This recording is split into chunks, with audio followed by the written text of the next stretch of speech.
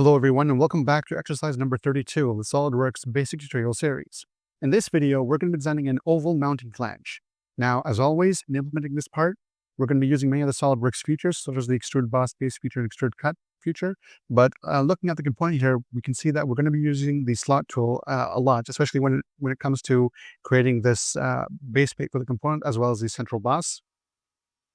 Here we see the schematic drawing for exercise number 32.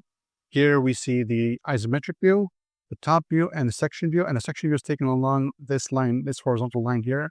So it's section AA. And this drawing is set to a scale of 2:1, okay?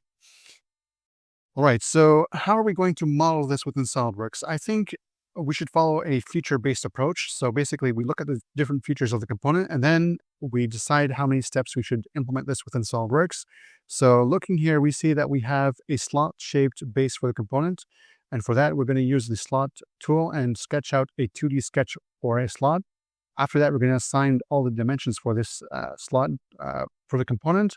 And then we're going to use the extrude boss base tool to create thickness of the component. I guess that should be step 1. Step 2 involves creating this central boss. Again, we have a slot-shaped profile for this central boss. And so we're going to use the slot tool as well as the extrude boss base tool to create the height for the central boss.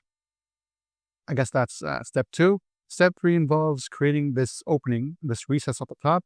Again, we're going to draw actually a slot and then use the extrude cut tool to cut the sketch to a given depth. After that, we're going to work on creating the holes for the component, and we have 6 counterbore holes and 2 mounting holes, 2 inner mounting holes. And so we can consider that as an extra step together. So we have 4 main steps for the component. Modeling the component, we're going to do that in 4 main steps. Step number 1 is to create the base plate. Step number 2 is to create the central boss. Step number 3 is to create the recess opening at the top. And step number 4 is to create the holes. We have these 2 mounting holes and the 6 counterbore holes for the component. And of course, we're going to be using the circle tool and the extrude cut tool to create these 6 counterbore holes and the 2 mounting holes at the top. All right, so with that aside, let's get started with exercise number 32. Okay, so we start by creating a new SolidWorks part. We set the background to plain white, and we copy exercise number 32 into SolidWorks. Okay, so as I said previously, we can model this within SolidWorks in a number of steps. And step number 1 involves creating this slot-shaped base for the component. So to do that, select top plane, sketch, and here let's select straight slot or center point slot. And starting from the origin here, we're going to draw a single slot. All right. Now, looking at the figure here, we see that this outer slot here, representing the base of the component, has a radius of 18 millimeters. So the radius for this circle should be 18 millimeters. And the distance, or the length of this top edge, should be 22.5. All right. Now we're going to use the extrude boss base feature to create thickness for this base component. So on your keyboard, press S and select extrude boss base. And we're going to extrude this to a thickness of, here we can see here that it is 4.4 millimeters. So go ahead and enter a thickness of 4.4 millimeters.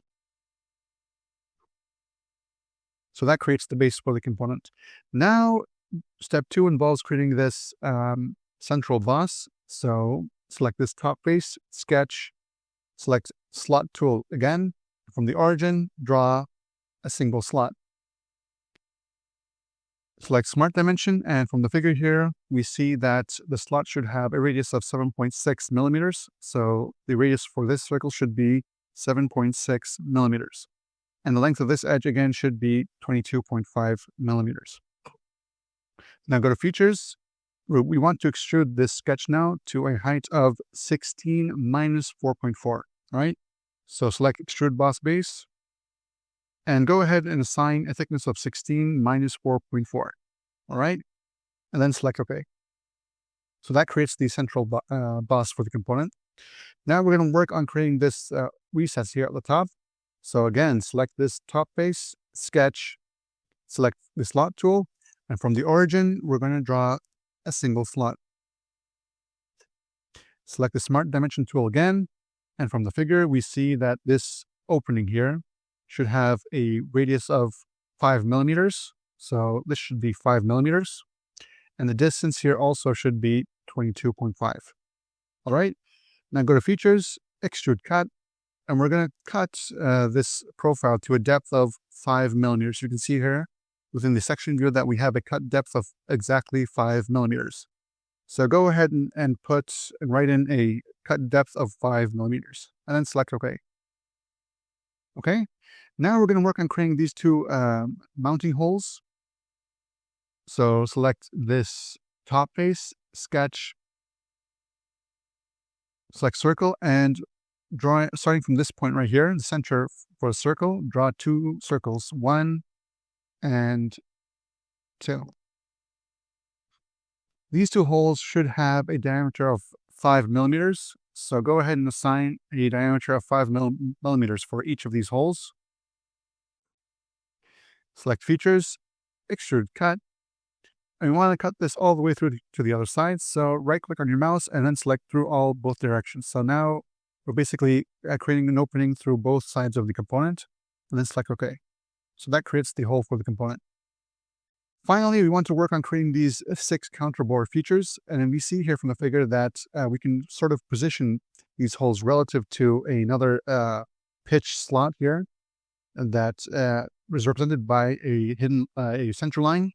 So what do? We select this top face, sketch. We select slot tool again, and from the origin, we draw a single slot. Select Smart Dimension, and we see here from the figure that this it should have a radius of 13 millimeters. So the radius for this circle should be 13 millimeters, and the length of this edge should be, again, 22.5.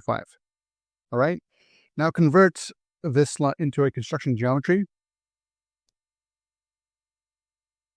All right, and now select Circle, and we're going to draw 3 circles, starting from these points right here, these intersection points, 1, 2, and 3. Now, of course, we can use the Hole Wizard tool to create these counterbore features, or the more simpler way is to simply draw circles and then use the Extrude Cut feature to create the counterbore holes that you need. Anyway, so now go to Smart Dimension, and we're going to assign a diameter for these holes as 7 millimeters, okay? So each of these holes should have a diameter of exactly 7 millimeters. 7 and 7. Let's draw a vertical line, starting from the origin here. And we're going to mirror these 3 lines all the way to the other side. So here we're going to select Mirror Entities. Here it's going to ask you for the entities to mirror. Go ahead and select these 3 circles, 1, 2, and 3. And we're going to select this vertical line as the axis for mirroring, and then select OK. All right. Now go to Features, Extrude Cut, and we're going to cut these 6 holes to a depth of 1 millimeter. So go ahead, set the end condition to blind, and assign a cut depth of exactly 1 millimeter, and then select OK. All right. Now we need to create the second smaller hole here. So select this face, sketch, select circle, and from the center here, draw a circle. 1, 2, and 3. And these 3 holes should have a diameter of 3.4 millimeters. So select Smart Dimension, and these 3 holes should have a diameter of 3.4 millimeters. Right? So this should be 3.4 as well. 3.4. And now we're going to mirror these 3 holes to the other side using the mirror tool. But before that, let's draw a center line starting from the origin, a vertical center line. Select Mirror Entities, select these 3 holes to mirror, and we're going to mirror about this vertical line. Sorry, let's delete this. Mirror about this vertical line, and then select OK.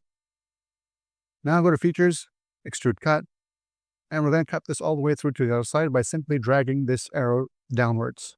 All right, then select OK. Now we've created the 6 counterbore holes for the component.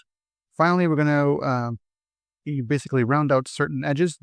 We have this edge here. It's this top edge of the base plate, and we have the edge here between the central boss and the base of the component. So select Fillet tool, and we see here that we have a fillet radius of exactly 1 millimeter. So enter a fillet radius of 1, and then select the outer edges here and this edge as well. And then select OK. Delete this image. Let's go ahead and assign a material. Select ASI 1020, apply, close. And if you want, you can add a color to this component. Let's go ahead and do that. Let's make it orange. Let's change the saturation. Okay. Let's set the view to perspective. Okay, so that concludes exercise number 32. I hope you all enjoyed this video. If you have any comments or questions, please leave them down below. Don't forget to like and subscribe to the channel. I'll see you all in exercise number 33. Until then, bye-bye.